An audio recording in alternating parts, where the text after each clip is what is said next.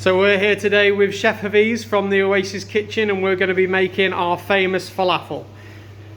For that you'll need some soaked chickpeas, leave them in the fridge in some cold water overnight, some spring onion, some fresh garlic, some green chilli, some whole cumin seeds, coriander seeds, black pepper, we've got a little bit of paprika there, some salt, some bicarbonate of soda, that's going to give them a bit of rise and lightness, some fresh dill and some fresh coriander, and just a little bit of water to bring the mixture together.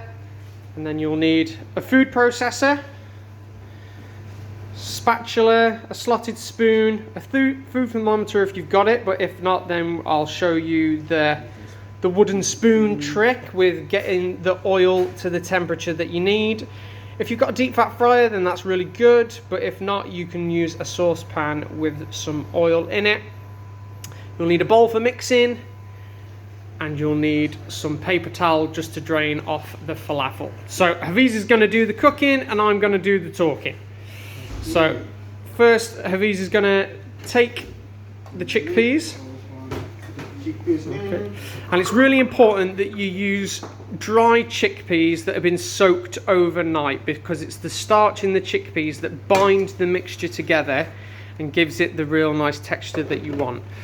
So Hafiz is going to just pulse the chickpeas when the food processor's turned on. Okay. So he wants to bring the chickpeas together. So we've got a bit of a coarse, almost like couscous texture. So it still needs a little bit more, but he's getting it going. So he's going to get the chickpeas going first. And then he's going to add all of the other ingredients together and bring it together into a dough. So falafels are a firm favourite in Oasis. It's on the menu at most places that we go. Falafel is one of those comfort foods that you'll probably find all throughout the Middle East and Africa. So now that we've got a nice texture in there, Hafiz is just going to add the spring onion and the garlic. Again, it's really good to do this in stages, just so you can get everything mixed together. So he's going to add the coriander in there. You see, it's just roughly chopped because the food processor is going to do most of the work for you anyway. So a little bit of coriander and a little bit of dill. All of the weights and measurements will be in the recipe. For now, this is just to show you what to do. So we've got the coriander and the dill in there, and also we're going to add the fresh green chili. Of course, add as much or as little as you want. And then we're going to add in the spices. Add in the spices afterwards, yeah. So we're going to blend this up first. So again, yeah, the blender is going to do all of the work for us. Normally, we use a meat mincer for this, but we realise that not everyone has a meat mincer at home. So a food processor is really the next best thing. And Hafiz has done this so many times that he just kind of knows when it's starting to come together. I wish you could smell that. The dill and the coriander, the garlic and the spring onion, beautiful. Just little flecks of green in there, looking great. Okay, still needs a bit more. It's really important to stop, mix it a little bit, incorporate it all, give it another go. And that's why Hafiz is pulsing it. He's not just doing it all the time. He's pulsing it just to have a look at where he wants. So now he's going to turn the mixture out into the bowl. So we'll move the food processor out of the way. Okay. So mixture into a bowl. And again, you've got like that couscousy breadcrumby texture. If you've got some bits that are a little bit bigger than others, then that's absolutely fine, because they're going to go a bit more crunchy and give a bit of texture. And the smaller bits are going to go really nice and fluffy and bind together. But you can see, just by looking at that mixture, that even though we haven't added any binder in, it's really starting to stick together. And that's because we've used dried chickpeas that we've soaked and then ground together. It's that excess starch inside the chickpeas that act as your binder. So these these falafels are completely vegan and gluten-free because we don't use any flour and we don't use any eggs as a binder, just the natural starchiness of the chickpeas. So now we've got some whole cumin seeds. We really like to put whole seeds in our falafel because it just gives that real nice pop of flavour. Whole coriander seeds. Black pepper. You could use coarse black pepper if you wanted to, or fine black pepper. Bicarbonate of soda. Again, we use bicarbonate of soda and not baking powder because baking powder has got flour in it, so it wouldn't make these gluten-free. So we use bicarbonate of soda, and that just gives it a rise, and it also gives it a nice crispy crunch on the outside. Some salt, always really important to season your food, of course. That is, yeah. And paprika. Although we've put these spices in our falafel, these aren't the spices that you have to use in falafel. You can use whatever you want. Whatever you want. Okay, and Javi's just going to put in a little bit of water. He's going to mix it together to see if it's the texture that he wants. You want it slightly loose. You don't want it too dry. You do want a little bit of moisture in there because it's the moisture and the acidity from the ingredients and the bicarbonate of soda that's going to give the falafel a bit of a rise. But if it's too wet, it's just going to fall apart in the fryer. If it's too dry, then it's going to be tough as old boots when they cool down. So again, it's just about feeling it. It's just about knowing where it comes to. Yeah, that's looking good. That's looking good.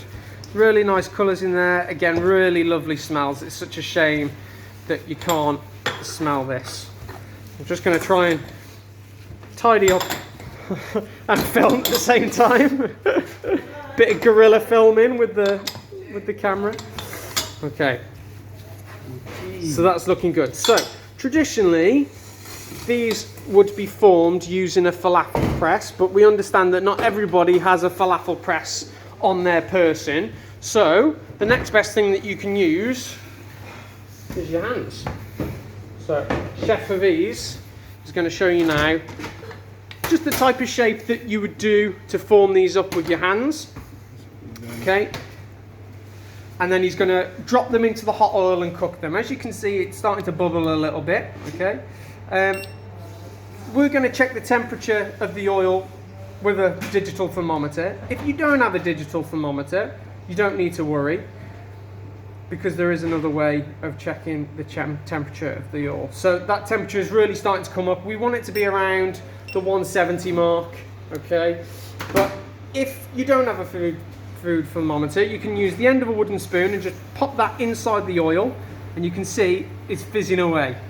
You know that that oil is hot. It's reacting in the water in the wood, and it's going to start frying. So he's just going to form these in his hands now. He's wearing gloves just so they don't stick, but if you don't have any gloves, just dip your hands in a little bit of water and go from there. So he's just going to roll it into a ball, into, you know, maybe a ping pong ball shape. You can squash it and have it a little bit oblong if you want. Do it into a donut. Do whatever shape you want. Yeah, it doesn't matter. Okay, and now he's just going to drop that into the hot oil. Always when you're putting things into oil, do it away from you. Always away from you, not towards you. You can see they're fizzing up and bubbling lovely. That's only going to need 3-4 minutes absolute maximum, and you'll be able to see the outside colour of it when it's ready. So again, Javi's is just going to do another shape now. Again, it's more of like a kofta, kibbeh, like a rugby ball shape. Again, you can do that one and drop it in. Again, don't be too, you know, shy of the oil.